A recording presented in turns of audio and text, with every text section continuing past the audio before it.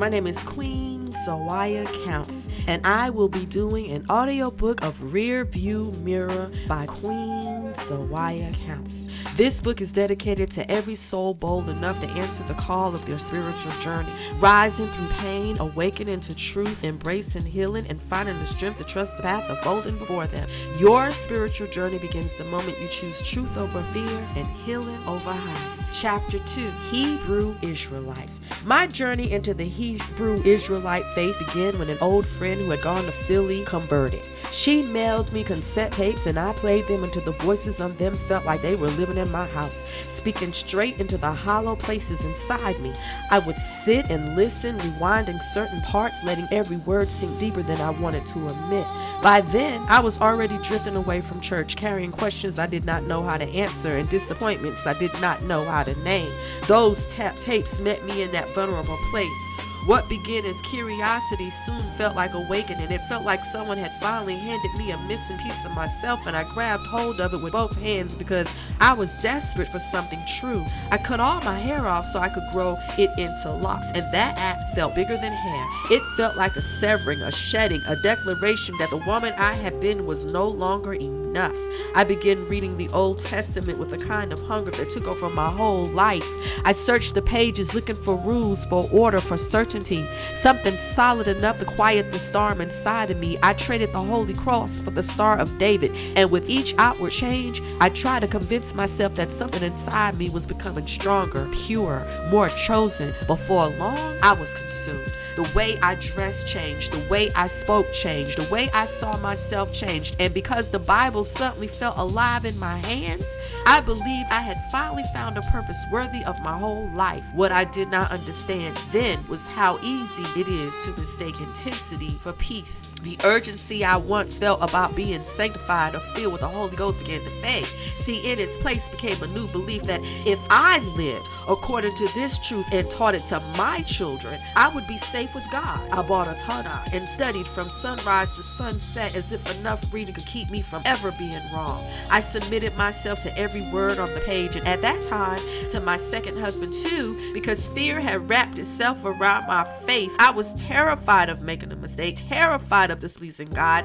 terrified of missing whatever narrow path I believed led to righteousness. What looked like devotion on the outside was often fear on the inside. I wanted so badly to be right before God that I did not stop to ask whether the version of holiness I was chasing was crushing me. See, I convinced myself I no longer had to worry about sin the way I once had because I believed I had found the truth and that the rules would keep me covered as long as I obeyed. I thought I would be safe.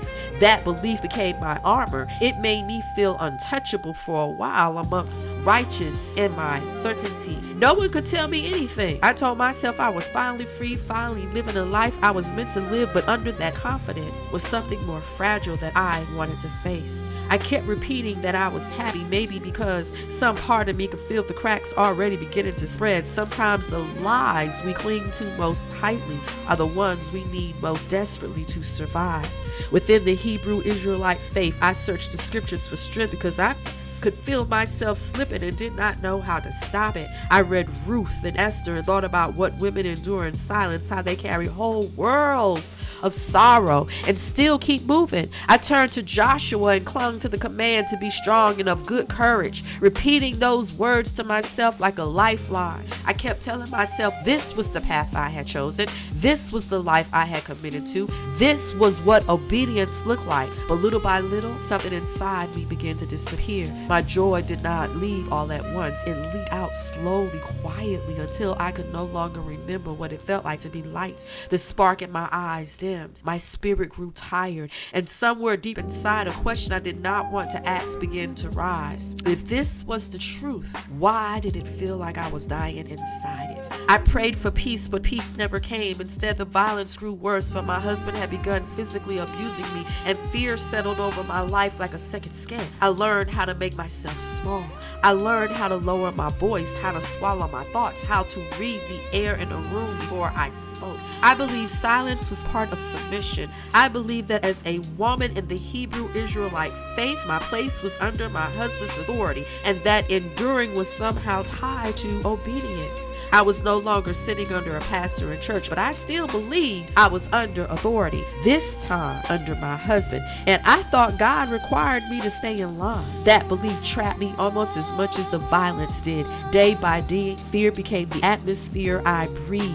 Then one day, the beatings became more than my body and soul could bear. A neighbor heard me screaming in pain for him to stop, and she called the police. When the police came to my door and took him away, I remember the air itself feeling different. It was the first full breath I had taken in what felt like years.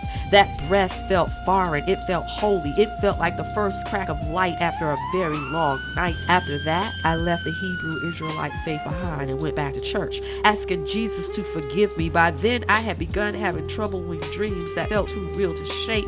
I would see spirits sitting in the trees, watching me, whispering, and I lived with a fear so constant, it seemed to follow me from room to room. I became terrified that demons would cling to me for the rest of my life, that I had opened a door I would never be able to close. Going back to church felt like the only answer I had left. I stood in the prayer line and let the preachers lay hands on me. I cried, I repeated and repented. I wanted so badly to believe I was clean again, safe again, saved again, and for a moment I did feel relief. But even beneath the tears, beneath the prayers, beneath the hope of starting over, there was still an ache I could not explain. I had changed religions, I had changed symbols, I had changed my life, but I had not yet found peace. Deep down, I was still not happy, and that truth followed me quietly into the next chapter of my life.